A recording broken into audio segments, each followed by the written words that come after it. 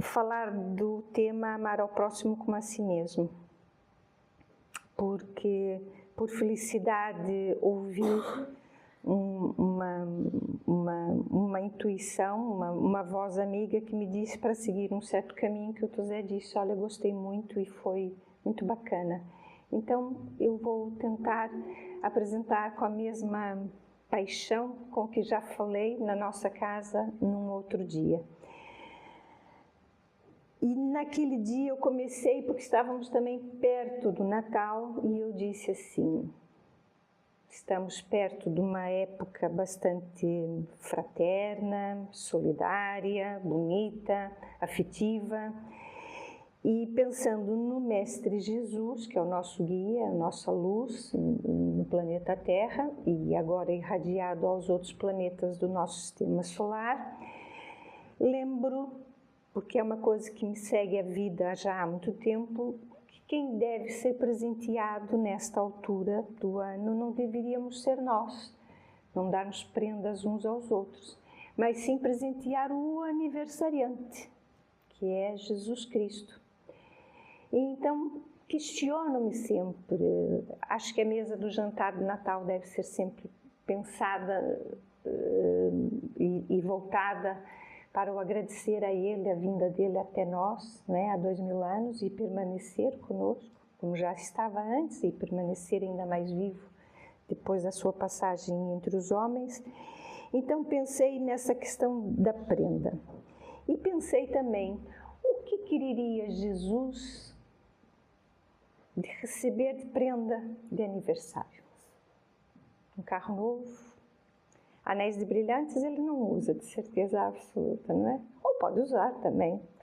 Afinal de contas, o espírito não tem sexo, pode gostar de um brilho, pode gostar de uma coisa bonita. O que mais? O que mais poderia Jesus querer receber?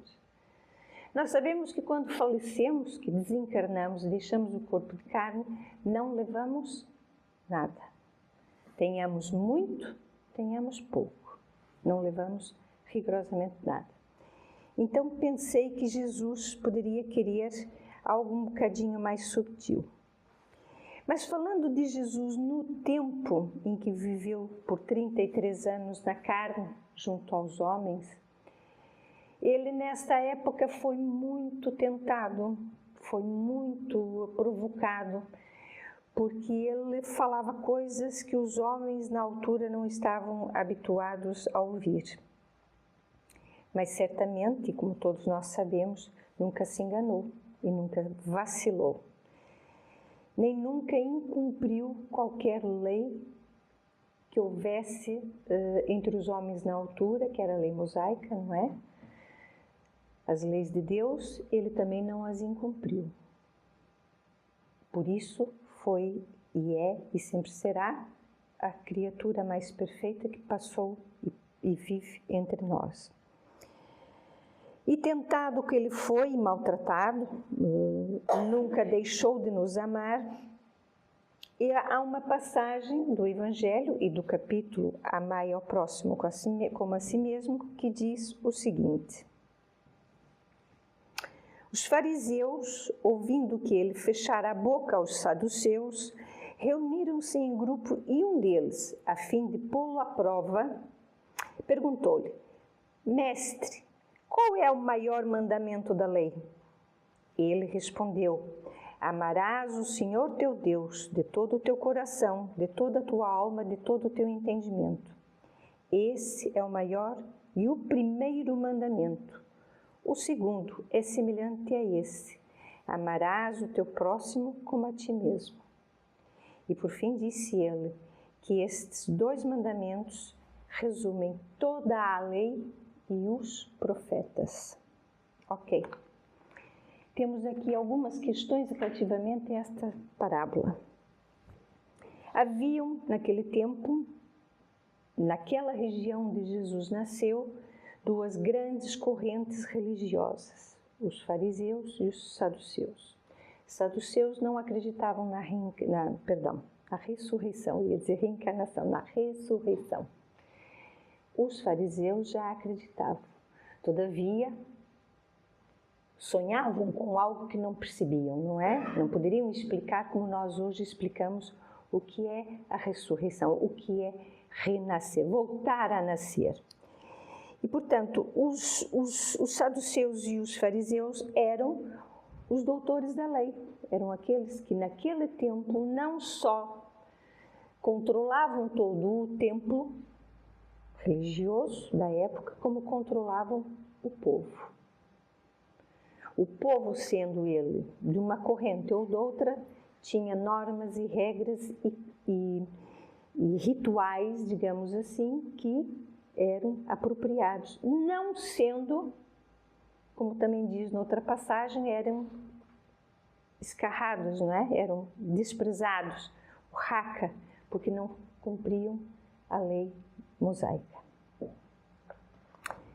Portanto, sendo Jesus tão bom, tão elevado, e sendo o homem naquela altura, a criatura mais perfeita, ele falava com muita sabedoria e muita imponência, uma imponência que não era humilhante, não é, sabemos nós, uma imponência porque ele era o mais entendedor e cumpridor das leis de Deus.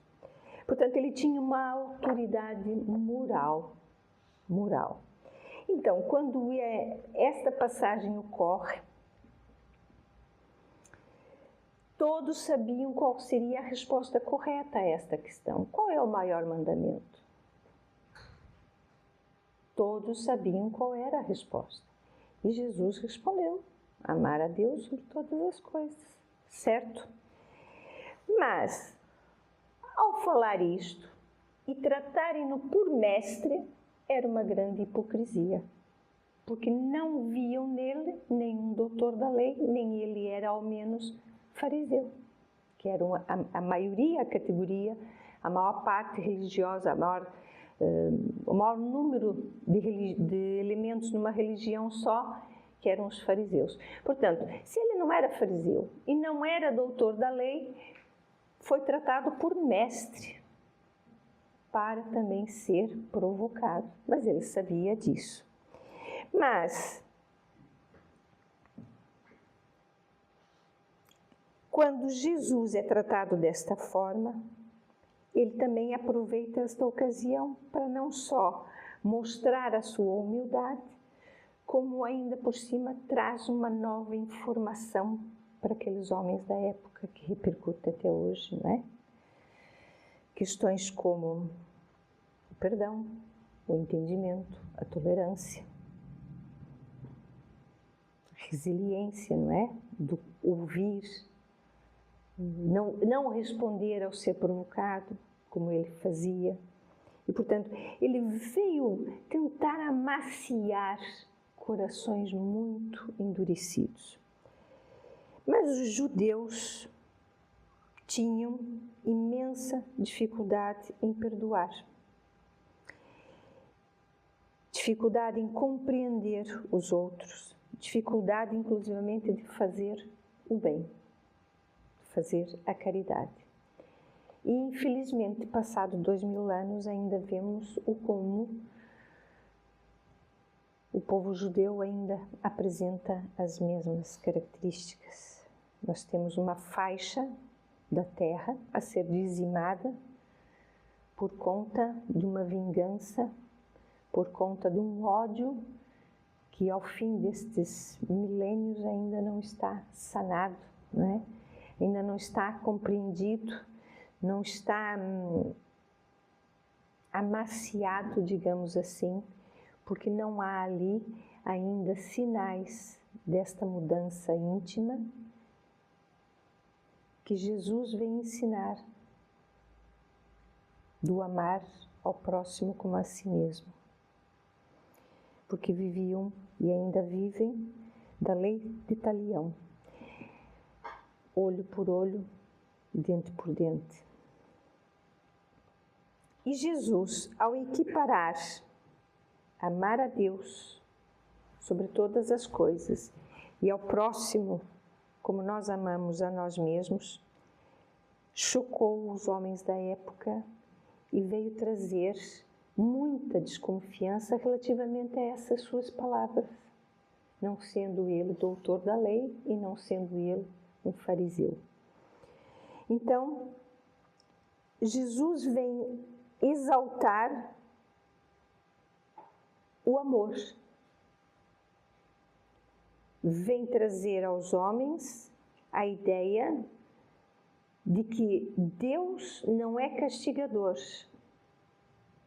Deus é bom, é justo, contém toda a sabedoria, Ele é misericordioso e entende que as criaturas hão de chegar a um patamar elevado, mas é fazendo algum esforço.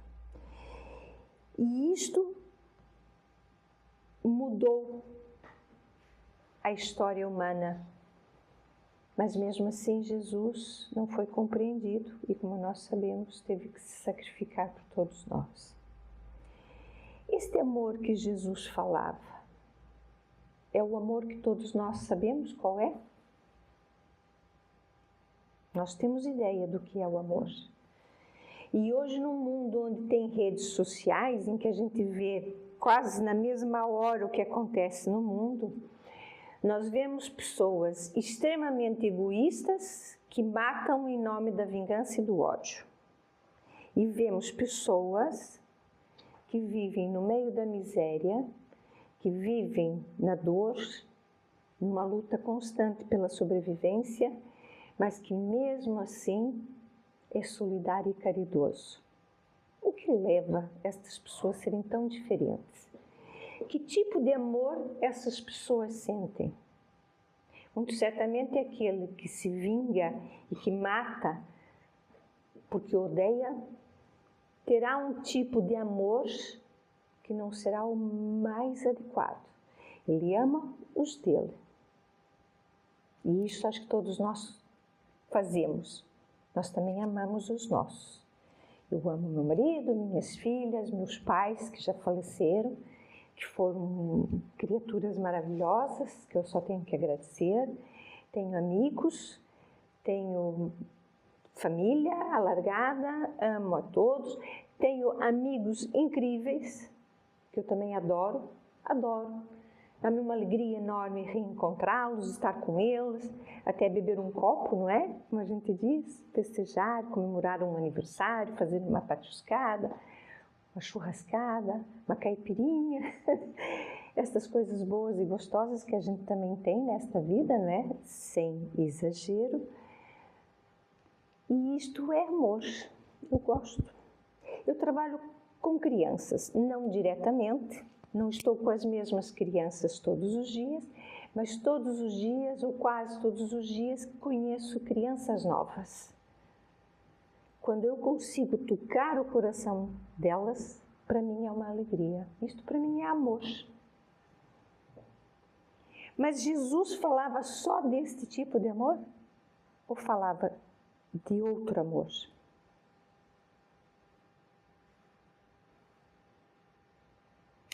Há pouco tempo ouvi uma expressão muito linda. O fluido cósmico universal é o amor de Deus. O fluido, aquilo que o Antônio na nossa casa diz, o hálito de Deus é amor.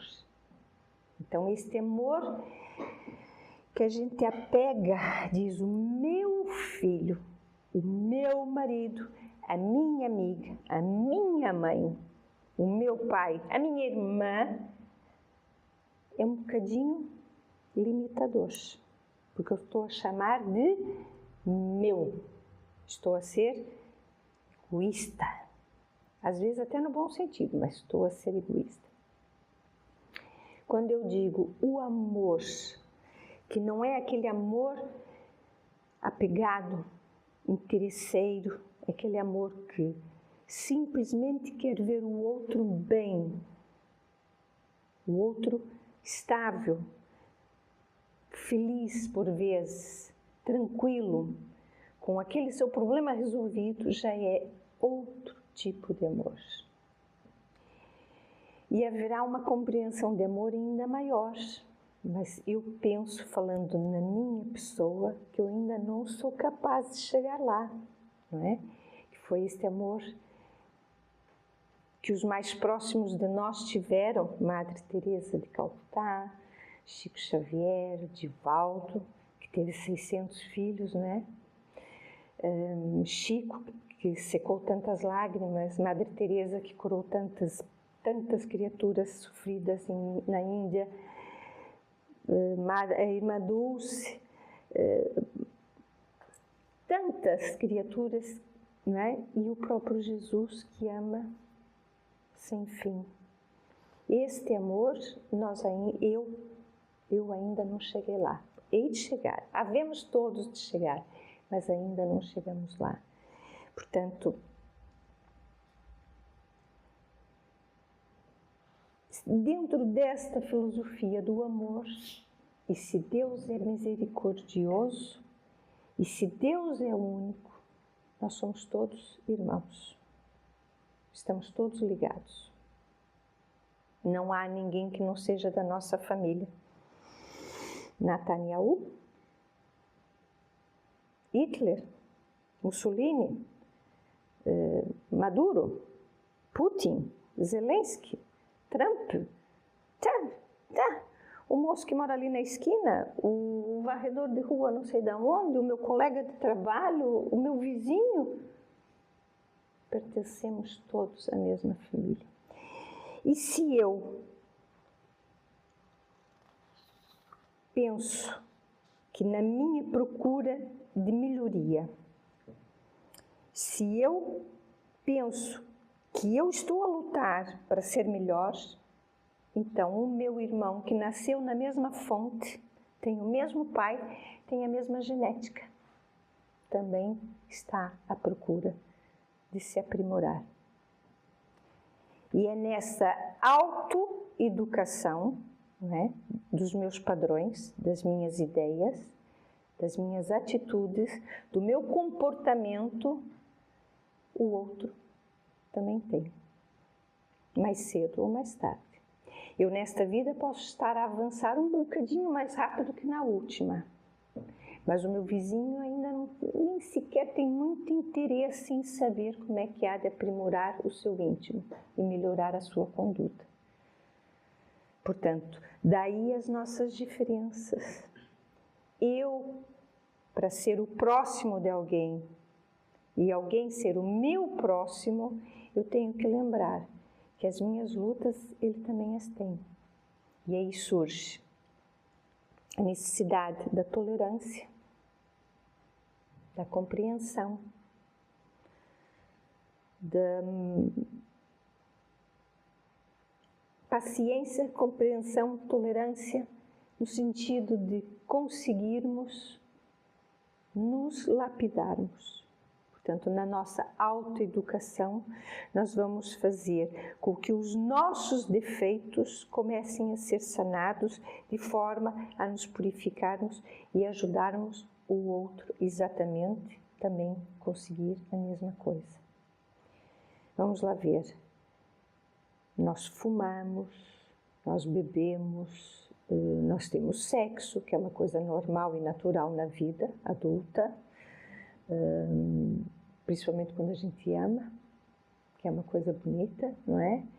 Nós gostamos de falar mal da colega de trabalho, do vizinho, viste a roupa que ela trouxe hoje, viste o que ela disse naquele momento assim, assim, assim, maledicência. Nós temos o egoísmo, não, desculpa, isto é meu, ninguém toca. Que é uma atitude que a gente também tem muitas vezes, não é? Temos a vaidade. Eu sou bonita, eu sou a melhor, portanto, vocês põem-se no vosso lugar, eu estou no meu. Olha, até estou mais alta e tudo. Não é? Etc, etc. Temos um número bastante grande de defeitos e o outro também tem. Eu sei que eu estou a tentar mudar e me melhorar. O outro poderá estar a tentar ou não. E daí as nossas diferenças e a nossa posição de tentativa de compreensão e de autoajuda e de ajuda ao outro. Como é que nós conseguimos fazer isto tudo? Então, nós temos o exemplo dos judeus que até hoje ainda têm dificuldade de compreender o perdão. Não será uma única vida, uma única existência que a gente vai conseguir fazer isso.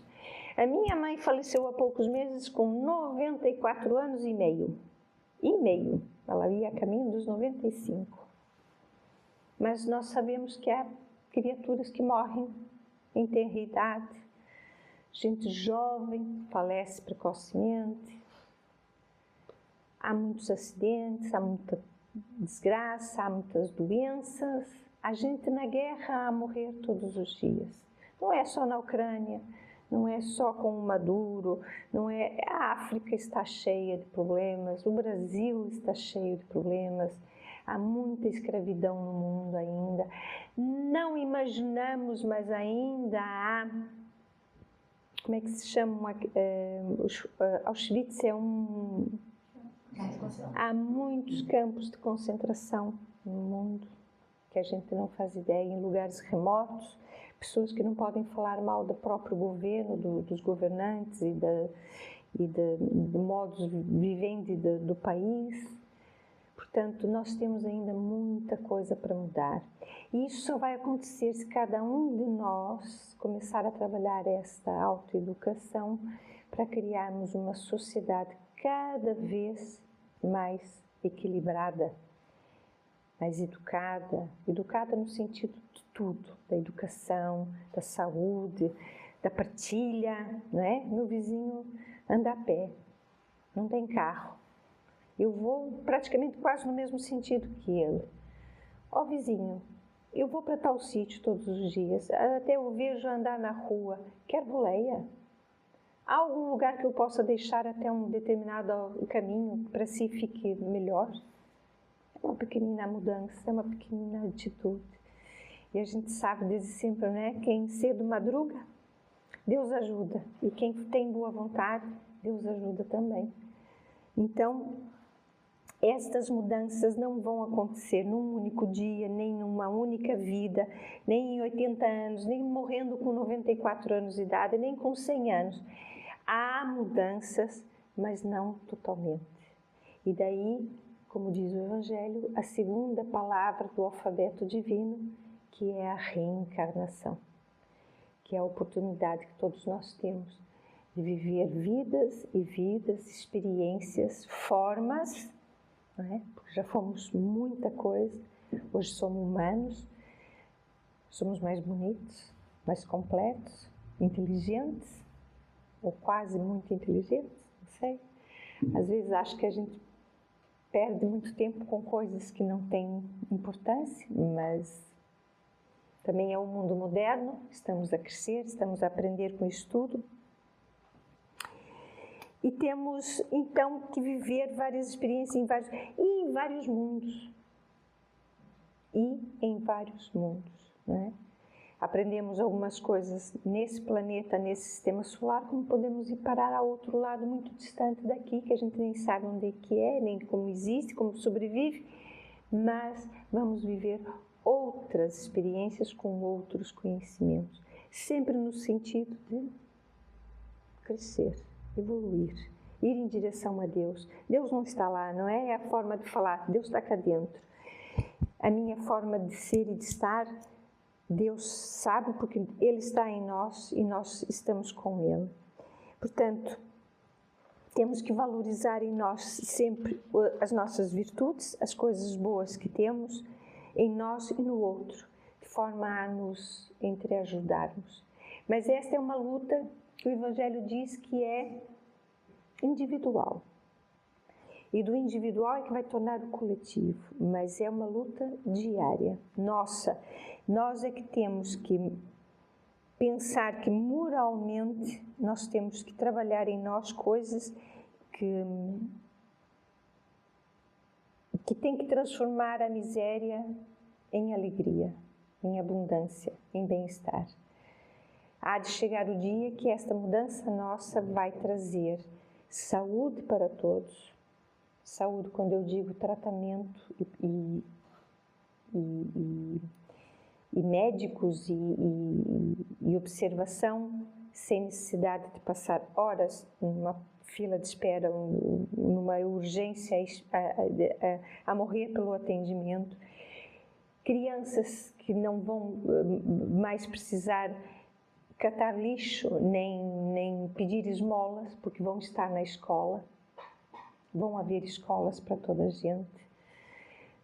E quem fala nisso tudo também fala no ensino religioso, porque muitas crianças não o têm, nem sequer conhecem Jesus, nem é apresentado a Deus, nem sabe de onde vem, nem para onde vai e por que é que vive, às vezes em miséria e em dor. E há misérias que nós não devíamos ter no meio das nossas vidas, da nossa sociedade, que são aquelas misérias escondidas dentro dos lares, os abusos, os maus tratos, a fome, a intolerância para qualquer infantilidade que uma criança tenha. Sabemos nós que levam corrigendas físicas e muitas vezes com violência. Isto tudo tem que acabar. E depende de cada um de nós, individualmente, na nossa mudança e na mudança coletiva. Finalizando, queria falar, eu trouxe o livro, mas acabei por não o trazer aqui para a mesa, mas tenho na minha bolsa e depois, se alguém quiser dar uma olhada, eu deixo tirar o nome ou tirar uma fotografia. Foi mais uma das minhas heranças dos meus pais, que para mim é fantástico, que é o livro O Evangelho das Recordações. Eliseu Rigonati nasceu em 1913 no interior do Brasil e desencarnou em 1988, já perto da capital de São Paulo. Escreveu vários livros, nomeadamente as 52 lições de catequismo para o Espiritismo e outros livros infantis. E, dentre estes livros, escreveu o Evangelho das Recordações, em que o livro narra as experiências próprias dele durante a sua vida, antes de ser espírita e depois de fundar um centro espírita e ter sido presidente e colaborador da casa até desencarnar. E ele teve muitas experiências interessantes, e ele narra uma que se chama mesmo Melhoria Íntima, não é? Que diz o seguinte, resumindo: durante o período de tempo aconteceram coisas na casa espírita e narrações, né, ou narrativas sobre pessoas que durante o dia sentem cansaço, irritação, falta de sono, mesmo dormindo a noite toda, e agitação muito grande.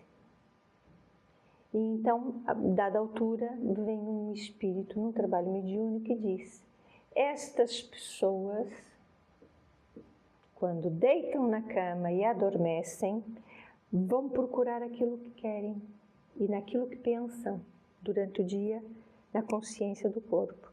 E muitos vão para a farra, vão para as festas, vão para os copos e para casas de prostituição. Por isso que depois acordam e não têm a energia necessária para ter uma vida saudável, em sã consciência e tomando conta do próprio corpo. Entretanto, passado um tempo, ele, em conversa com outro amigo, espírita também, pergunta pelo filho dele: olha, o teu filho, meu filho está a fazer faculdade, olha que maravilha, está a estudar. Sim, meu filho está a estudar.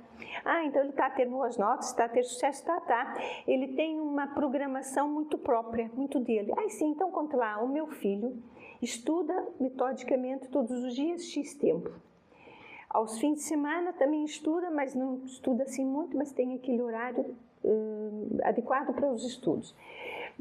E tira o domingo para ele, para passear, estar com os amigos, ir à praia e tal.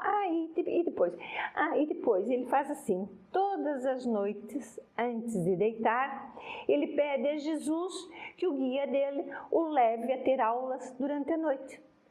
aulas relacionadas com a profissão que ele escolheu e o curso que ele escolheu, e não só. Então ele conta que muitas vezes também trabalha na caridade, vai aqui, vai acolá, ajuda esse, ajuda aquele, e também tem aulas do curso espiritualmente. Ele é levado a uma universidade. Olha que interessante. Então ele tem excelentes notas porque ele aproveita a consciência e a não consciência. Enquanto o corpo está dormindo, que está ali a repousar, ele vai estudar.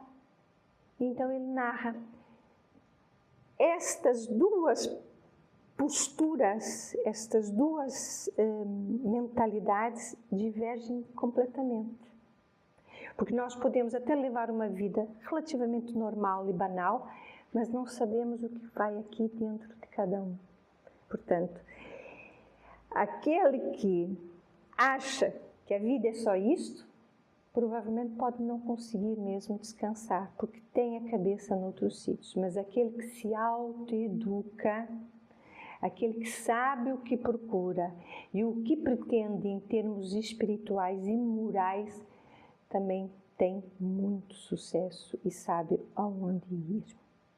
Portanto, ele diz que todos nós temos que trabalhar as nossas vibrações, não é? Íntimas, o que emanamos, o que pretendemos.